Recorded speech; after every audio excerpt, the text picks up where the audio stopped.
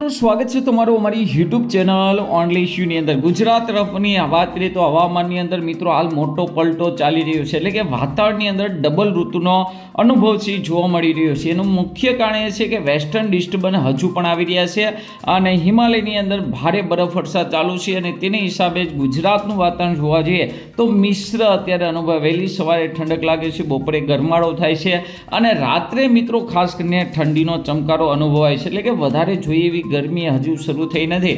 તેનું મુખ્ય કારણ અહીંયા તમે જોઈ શકો છો હિમાલયની અંદર હજુ પણ બરફવર્ષા ચાલુ છે. બીજી સૌથી મોટી વાત કરીએ તો હોળીનો તહેવાર આવી રહ્યો છે અને હોળીના તહેવાર ઉપર આ વખતે જોવા જઈએ તો ખાસ કરીને ગ્રહણ લાગશે, એટલે કે હોળી જ્યારે આપણે 3 તારીખે પ્રગટાવશું ત્યારે મિત્રો ખાસ કરીને ગ્રહણ છે અને આ ગ્રહણને કારણે જોવા જઈએ તો હોળીનો તહેવાર એક દિવસ વહેલો પણ ખાસ કરીને ઘણી જગ્યાએ જોવા મળી શકે છે અને 4 તારીખે મિત્રો ધૂળેટીઓ ઉજવાય છે.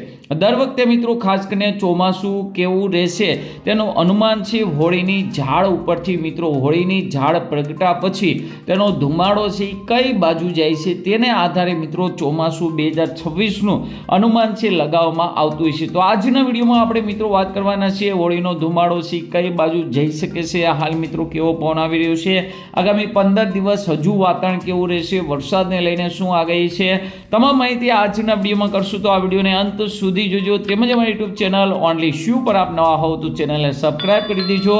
તેમજ મિત્રો આ વિડીયોને લાઇક કરી દેજો. સૌથી પહેલાં આપણે મિત્રો ક્લાઉડ એટલે કે વાદળોનો મેપ જોઈએ તો વાદળોનો મેપ જોવા જઈએ તો અહીં ગુજરાત છે, પરંતુ ગુજરાતની આગળ અરબી સમુદ્રની અંદર એન્ટી સાયક્લોનિક સિસ્ટમ બન્યું છે. તેની હિસાબે અહીંયા તમે જોઈ શકો છો કે હિમાલયની અંદર ભારે બરફવર્ષા નીચલા લેવલે તમે જોઈ શકો છો. ખાસ કરીને દરિયાની અંદર પણ મોટી હલચલ છે શરૂ થઈ ગઈ છે અને તમે હિસાબે જોવા જઈએ તો વાતાવરણની અંદર મિત્રો મોટો ફેરફાર જોવા મળી રહ્યો છે. આની પહેલાં મિત્રો વરસાદને લઈને પણ આગાહી નથી, પરંતુ હાલ જોવા જઈએ તો વરસાદને લઈને કોઈ આગાહી નથી. પ્રથમ આપણે મિત્રો વરસાદની આગાહી જોઈ લેવી કે આગામી સમયની અંદર કેવો વરસાદ રહેશે. ખાસ કરીને 3 તારીખે આમ તો હોળીનો તહેવાર છે, વરસાદને લઈને મિત્રો કોઈ આગાહી નથી. ત્યારબાદ મિત્રો અહીંયા વાત કરીએ તો હિમાલય ઉપર વેસ્ટર્ન ડિસ્ટર્બન્સ છે અને તેની હિસાબે જોવા જઈએ તો ઠંડીની અંદર હજુ પણ વહેલી સવારે મિત્રો જોવા મળશે. આવું કેટલા દિવસ સુધી રહેશે તેની લઈને પણ વાત કરીએ તો અહીંયા તમે જોઈ શકો 7 અને 8 તારીખે પણ હિમાલયની અંદર જોરદાર વેસ્ટર્ન ડિસ્ટર્બન્સ આવી રહ્યા છે, બરફવર્ષા થઈ રહી છે. તો તેની હિસાબે જ મિત્રો અહીંયા છે ઠંડીનો ચમકારો અને ગરમી મિશ્ર જોવા મળશે. ત્યારબાદ પણ મિત્રો જોઈ શકો છો 10 તારીખની આસપાસ ફરી એક વખત વેસ્ટર્ન ડિસ્ટર્બન્સ છે એ હિમાલય તરફ આવી, એટલે કે આવું વાતાવરણ છે એ મિત્રો જોવા મળવાનું છે. ભારે ગરમીને લઈને મિત્રો માર્ચ મહિનાની 15 તારીખ સુધી હાલ મિત્રો કોઈ આગાહી કરવામાં નથી આવી, એટલે કે આ જ રીતનું તાપમાન છે એ નોર્મલ રહેતું. આમ જોવા જઈએ તો માર્ચ મહિનાની અંદર ખૂબ જ તાપમાન ઊંચું રહેતું હોય છે, પણ તો અહીંયા તમે જોઈ શકો છો કે વેસ્ટર્ન ડિસ્ટર્બન્સ છે હિમાલય તરફ મિત્રો જઈ રહ્યા છે. તેની હિસાબે તાપમાનની અંદર મિત્રો હાલ મિત્રો રાહત જોવા મળી રહી છે. પવનની ઝડપ પણ મિત્રો નોર્મલ કરતાં એટલે કે 30 નોટિકલ માઇલની આસપાસ જોવા મળી રહી છે સ્પીડ. તો તેની હિસાબે પણ ગરમીની અંદર ચોક્કસથી મિત્રો 15 તારીખ સુધી રાહત મળશે. વરસાદને લઈને કોઈ આગાહી નથી. ક્યાંક ક્યાંક મિત્રો વાદળો છે એ જોવા મળી શકે છે, પરંતુ વરસાદને લઈને આગાહી નથી. સૌથી પહેલાં મિત્રો હવે વાત કરીએ હોળીને લઈને તો 3 તારીખે હોળી છે અને 3 તારીખની પવનની વાત કરી દઈએ તો અહીંયા તમે જોઈ શકો છો 3 તારીખે પવન છે ગુજરાતના જુદા જુદા વિસ્તારમાં આપણે વાત કરીએ તો 7 વાગ્યાની આસપાસ હોળી પ્રગટાવવામાં આવતી હોય છે. તો અહીંયા તમે જોઈ શકો છો પવનની દિશા છે જુદા જુદા વિસ્તારોની અંદર અલગ અલગ છે. અમુકની જગ્યાએ છે એ નીચલા લેવલ એટલે કે દક્ષિણ તરફનો પવન છે અને જે ઉત્તર તરફ જાય છે અહીંયા તમે જોઈ શકો છો જે ખાસ કરીને પશ્ચિમ તરફનો પવન છે, જે પૂર્વ તરફ જાય છે, અમુકમાં ઉત્તર તરફનો પવન છે જે દક્ષિણ તરફ એટલે કે ફરી રહ્યો છે.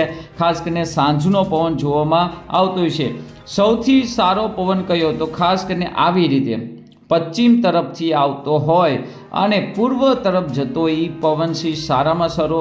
આની અંદર ચોમાસું છે એકદમ માપસરનું રહે અને વરસાદ પણ સારો થાય અને બાર આની થાય. બીજો એક દક્ષિણ તરફનો આવે તો પણ મિત્રો સારું, એટલે કે દક્ષિણ તરફ નીચલા લેવલેથી પવન આવે અને ઉપરની તરફ જતો હોય તે પવન પણ મિત્રો સારું કહેવામાં આવે છે, જેની અંદર 16 આની વરસાદ થતો હોય છે. અને ત્રીજો એક પવન છે આવી રીતનો અહીંયા તમે જોઈ શકો નૈઋત્ય તરફથી ખૂણા તરફથી પવન આવતો હોય અને આવી રીતે જતો હોય તો મિત્રો ખાસ કરીને એ પવન પણ સારો કહેવાય. એટલે કે ખાસ કરીને જોવા જઈએ તો દખણનો પવન અને ઝાડ છે ઓતરાદી તરફ થતી હોય છે. આથમણી બાજુથી પવન આવતું હોય ને ઉગમણી તરફ ઝાડ જતી હોય એ સારો. અને આ બંનેની વચ્ચે એટલે કે ઉગમણો ખૂણો અને ઓતરાદી બંનેની વચ્ચેની ઝાડ જતી હોય તો પણ એ વરસાદ સારો થતો હોય છે. તો મિત્રો તમારા વિસ્તારમાં 3 તારીખે અને હાલ મિત્રો કેવો પવન ફૂંકાઈ રહ્યો છે તેની વાત ખાસ કરીને કોમેન્ટ કરીને કરજો. અને સૌથી મોટી વાત મિત્રો આપણે કરવા જઈ રહ્યા છે કે આપણે ગુજરાતી કેલેન્ડર પ્રમાણે જોવા જઈએ તો ખાસ કરીને હોળી છે મહિનો દિવસ ક્યારેક વહેલી હોય, ક્યારેક 10 દિવસ વહેલી હોય, ક્યારેક 20 દિવસ વહેલી હોય અને ક્યારેક 30 દિવસ વહેલી હોય છે. એટલે કે એનું ટાઈમિંગ હોતું નથી, પરંતુ અહીંયા જે ચોમાસું છે એના ટાઈમે જ આવતું હોય છે. તો મહિના દિવસ પહેલાં કરેલું અનુમાન અને મહિના દિવસ પછીનું કરેલું અનુમાન એની અંદર ઘણો બધો હાથથી ઘોડાનો ફેરફાર હોય છે. એટલા માટે જ જે હવામાન શાસ્ત્રીઓ છે તેણે મિત્રો 15 માર્ચ છે એ ખાસ કરીને પવન જોવાની ફિક્સ કરી નાખેલી છે. આ લોકો ખાસ કરીને હોળીનો પવન નથી જોતા, પરંતુ 15 માર્ચ 13 તારીખથી લઈને 15 માર્ચ સુધીનો પવન જોવે છે. અને આ તારીખોમાં કેવો પવન છે એના આધારે આગામી ચોમાસું નક્કી કરતા હોય છે. તો અહીંયા મિત્રો તમે જોઈ શકો છો, આપણે ડાયરેક્ટ 15 તારીખના મેપ ઉપર જ જઈએ અને 15 તારીખનો મેપ તમે જોઈ શકો છો. અને સાંજનો અહીંયા 7 થી 8 વાગ્યાનો પવન છે અને 7 થી 8 વાગ્યાનો પવન તમે જોઈ શકો છો. એકદમ સમગ્ર ગુજરાતમાંથી જોરદાર પવન આવી રહ્યો છે અને તમામ પવન મિત્રો પૂર્વ તરફ જઈ રહ્યો છે. મિત્રો તે સંકેત આપે છે કે આગામી ચોમાસું 12 આની જોવા મળશે. આટલા સંકેત મિત્રો અત્યારથી જોવા મળી રહ્યા છે. વિન્ડી એપ્લિકેશન ઉપરથી પવનની દિશા તમે જોઈ શકો છો. આ સિવાય મિત્રો હોળીના પવનને આધારે અંબાલાલ પટેલ શું કહે છે, પરેશ ગોસ્વામી શું કહે છે તેનું અનુમાન પણ જોશું. પણ તો અહીંયા મારા અનુમાન પ્રમાણે જોવા જઈએ તો 12 આની ચોમાસું 2026નું રહી શકે છે. તો મિત્રો તમારા મતે કેવું રહેશે જરૂરથી અમને કોમેન્ટ કરજો. આજના વિડીયોમાં આટલું જ. અસ્તુ. જય હિન્દ, જય ભારત.